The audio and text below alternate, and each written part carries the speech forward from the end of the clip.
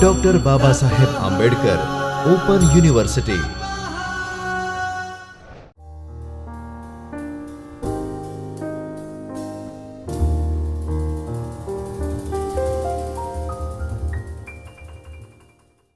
Namaskar friends, I Dr. Jaini Shah welcome you to Dr. Baba Saheb Ambedkar Open University's video lecture.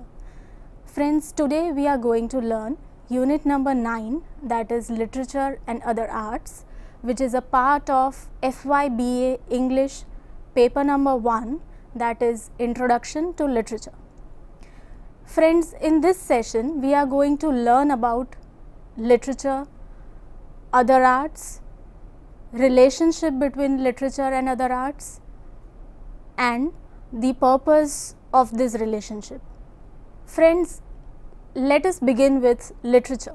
Literature is something that has profound human significance, as it is inspired out of life and also it grows out of life. Friends, when we read great books, we come closer to life and the understanding of human nature. Literature is related to, or it is interlinked with, society, culture, history, psychology, other arts, etc. So friends, let us begin first by understanding what exactly is literature. Literature, in its most general meaning, is any body of written works. The word's Latin root, which is litera, it means letter or handwritten. This word is used to refer to all written or printed accounts. Now, any written or printed materials include newspapers, magazines, instruction manuals, pamphlets, brochures, dictionaries, encyclopedias, also books on science, medicine, mathematics, etc. But friends, these are not considered to be literature. So now the question comes, what is literature? So we come to a more specific meaning that the word literature has acquired over a period of time. Friends, literature now is considered to be a written work of artistic, superior or lasting merit. Friends, Merriam-Webster dictionary defines it as writings having excellence of form or expression and expressing ideas of permanent or universal interest is called literature. So now, as you know friends, that various forms or shapes in which literature is written actually are novels, novella, short story, drama, poetry, etc. These are the major forms. When these writings express the ideas of permanent or universal interests having universal appeal, for example, love, hope, joy, the concept of good versus evil, and many more, is what we call literature. Producing literature of permanent and universal value is an aesthetic exercise, and hence it is considered as a form of art. Friends, literature is considered an art which involves creativity, hence it is one of the various art forms. Further, to have clarity regarding what is literature, let us take a look at the 4 elements which are integral to literature, and these elements are stated by W.H. Hudson in his 1913 work which is called An Introduction to the Study of Literature. These 4 elements that he has stated are intellectual, emotional, imaginative and technical. Now let us see what intellectual element means. Intellectual element is an element of thought which the writer expresses in his or her work. Friends, in literary writings, mostly an idea or a particular thought predominates the entire work. That is considered its intellectual element. Next in line is emotional element. Friends, literature is often a result of emotional upsurge, or we can also call it emotional outcome. For example, consider a definition given by William Wordsworth when he defined romantic poetry. He said that romantic poetry is a spontaneous overflow of powerful emotions. This forms the second element, that is the emotional element of literature. Now the third in number is element of imagination. Friends, as you know, literature is not just factual, but it is fictitious and imaginative. So imagination is a strong source of producing creative literature. Creative writers are often stirred, they are moved by intense vision, and through their writings they arouse similar vision, similar thoughts in the minds of the readers also. The final and the most important element of literature is its technical element. This is related to the craftsmanship of, it means craftsmanship and organization of thought, feelings and imagination. Friends, this element is connected, it has to deal with the narration, style, language, literary devices, meters and other intrinsic elements of work of art, that is literature. Since literature is an artistic and creative process, it is considered as an art form. So, literature is an art. So, friends, this was a basic idea of what is literature. Now, let us understand what is art. Friends, art is an expression or application of human creativity, skill and imagination, which is typically in a visual form such as painting or sculpture. Friends, the purpose of any art, the general purpose of any art is basically to create works that can be appreciated and admired primarily for their beauty or emotional power. It includes various branches of creative activity such as painting, music, literature, dance, etc.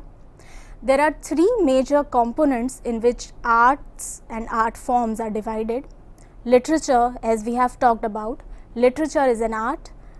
This component includes drama, poetry and prose. Another component is performing arts, which includes dance, music and theatre. And the third component is of visual arts, which includes drawing, painting, filmmaking, architecture, ceramics, pottery, sculpting and photography. These forms of art are the branches of learning and are tools responsible for arousing sentiments, aspirations or opinions of the audience. Now friends, since we have understood what is literature and what is art, let us proceed further to know about the relationship that exists between the literature and other art forms. Now, we shall be talking of the combination of literature and arts. As established earlier, literature in itself is an art form. If we try to put these concepts in black and white, literature is carefully chosen words that paint visuals upon a page for the theatre of the mind. Let us understand what it means. Here, carefully chosen words mean that the written or literary text. The phrase paint visuals upon a page means that when you read a book, you try to imagine the events or happenings that are narrated in it, and they create images in your mind since you visualize them. And the phrase, the final phrase, for the theatre of the mind, means that while reading the text, you try to understand the meanings and interpret them with your cognitive agencies, that is, you apply your mind to it. For example, let us take the famous poem Stopping by the Woods by Robert Frost. There are certain lines, for example, my little horse stops between the woods and frozen lake, the darkest evening of the year. The woods are lovely, dark and deep. Friends, when you read or listen to these lines, there is a certain image or a certain visualization that is created in your mind. So, when you imagine a horse by reading these lines, you imagine a horse in your mind, you imagine a dense and dark forest, you imagine a snowy evening, also a frozen lake. So, this particular concept has often inspired many artists to create visual objects based on mental images that literature produces in one's mind. Because when you read the words, you imagine them, you imagine the happenings that are narrated. Now, let me put it in a more simpler form. Friends, dramas are a form of literature which are primarily written with stage directions, setting, plot, characters, dialogues, etc. But the primary purpose of writing any drama is that it needs to be performed on the stage. Now, performing a drama on stage is a collaborative effort on the part of actors, directors and set designers who bring the written words to life. So, theatre is an art in which literature gets realized. For example, let us take Greek tragedies or plays written by Shakespeare. All these dramas have been performed on stages since centuries and they are still getting performed on the stage. Friends, Aristotle's Poetics also deals with the same concept. Further, the Bible has also inspired the paintings and sculptures of artists and painters like Leonardo da Vinci and Michelangelo. Further, as technology progresses, filmmakers are also able to take the written words into more fully realized form, that is the visual form, including movements, sound effects as well as special effects. So, some classic novels were adapted into movies which you might have watched, like The Godfather, Twilight, The Harry Potter, A Game of Thrones, etc. Friends, these were books first, as in they were written first in the form of books or novels, and later they were adapted into movies. So, these movies were made based on the books. Also, some best movies have been turned into books. For example, the screenplay of a movie called Home Alone was turned into a book of the same name, as well as Independence Day. This novel was based on a movie. It was based on the screenplay of a movie of the same name, that is Independence Day. Architecture, friends, architecture also takes its inspiration from literature. For example, the Museum of Innocence. This building is in Turkey. It is inspired by the novel of the same name, which is written by Orhan Pamuk, who is a Turkish novelist, whereas a building called El Casel is located in Barcelona, is inspired from Franz Kafka's novel The Castle. So there are various examples in which we see that literature and other arts are interlinked. Also, certain buildings or architecture have inspired authors of literary text, such as Thornfield Hall. It is famously portrayed in Charlotte Bronte's novel Jane Eyre. This building exists in North Yorkshire of UK, which inspired Bronte, and she incorporated the description of this building in her novel. Another example is the Gold Coast mansions that are described in F. Scott Fitzgerald's novel The Great Gatsby. It was actually a description of the Oheka Castle, which was built by a German American architect. So these are the various examples.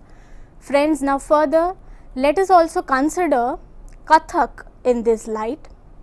Kathak is an Indian classical dance which depicts the Indian epics through hand movements, footwork and facial expressions, which it incorporates the childhood stories and the other stories of Lord Krishna. Bharatnatyam also, for example, is a form of dance which narrates mythical legends and spiritual ideas which are taken from the Hindu mythological texts. Now friends, when we talk about this interlinked, intertwined, shared relationship that exists between literature and other arts, a term called ekphrasis is often used. Let us focus on this concept now. The word ekphrasis has Greek origin, which means description. It is a vivid, dramatic, verbal description of a work of art, and it is often used as a literary device. Friends, ekphrasis is used as a device in which one medium of art tries to relate to another medium of art by defining and describing its essence and form, so that it can be related more directly to the audience. A critic, Eugenil Robillard, considers ekphrasis as textualized images, whereas Peter Wagner describes ekphrasis as a term for inter-art studies. Friends, an ekpharistic text creates the image by means of a narrative. It creates the image by using narrative. It uses artistic language when trying to put any painting, sculpture or architecture into words. Friends, there was an imagism movement in English poetry which favored precision of imagery and clear, sharp language. This will help us understand the term called ekphrasis in a better manner. A pioneer of this imagism movement, Ezra Pound, he has written a treatise that is called ABC of Reading, which was published in 1934. He writes about three fundamental categories to account for all poetic processes. These processes are also crucial to the term called ekphrasis. Pound mentioned about melopeia, phenopia and logopia. Friends, melopeia refers to the acoustic dimension of the verbal arts. Acoustics is related to the musicality and rhythm of any art. Phenopia, on the other hand, refers to the imagetic dimension, that is, mental images or visualization that literature can evoke in the minds of the readers. Whereas logopia refers to the linguistic dimension, that is, verbal, logical and linguistic impact on the literature or arts. These elements are interrelated to literature and other arts as well. Friends, an ekphrastic poetry flourished in Romantic era and also again during the pre-Raphaelite poetry. Let us now consider certain examples of ekphrasis which will give you a more clear idea of what actually is this concept. William Shakespeare, friends, in his work called The Rape of Lucrece, he writes a 200-line description of the Greek army which is based on a painting of the same. Whereas John Keats, in his poem Ode on Grecian Urn, friends, this entire poem is nothing but a description of a piece of pottery which is a vase. On the other hand, Fyodor Dostoevsky, he employed ekphrasis explicitly in his novel The Idiot. Also, Herman Melville, he employs ekphrasis in his novel Moby Dick when the narrator describes a painting in the novel. So, there are a number of examples where literature and other arts are combined through ekphrasis. Now friends, let us see what are the purposes for using ekphrasis in teaching of literature and how it is important and why it is important. Friends, the motive behind using examples of ekphrasis to teach students, to teach literature to students is that once the connection between a literary text and any form of art is recognized, the students' emotional and intellectual engagement with the literary text is extended to new dimensions, to new boundaries. It may happen that a literary text may take a new or unthought of meaning or interpretation because another art form is also now incorporated in its support, and it may give you newer perspectives or ideas of the original work. Friends, further, there is one more advantage, that the basic material now has two bases, that is linguistic and visual as well, which creates a stronger foundation for understanding, remembrance, internalization, because visuals always have greater impact on our minds. So friends, a combination of literature and other arts results in high order thinking skills. For example, you are able to remember better, so it enhances your remembering skills, understanding, applying, analyzing, evaluating, internalizing, comparing, contrasting, as well as creating further. Before I conclude the session, I would also like to bring to light a dialogue exchange that happened between Socrates and Phaedrus. Socrates talks to Phaedrus about the relationship of literature to painting. So it so happens that there is a narration where, friends, Socrates says to Phaedrus thus, "You know, Phaedrus, that it is a strange thing about writing which makes it truly correspond to painting.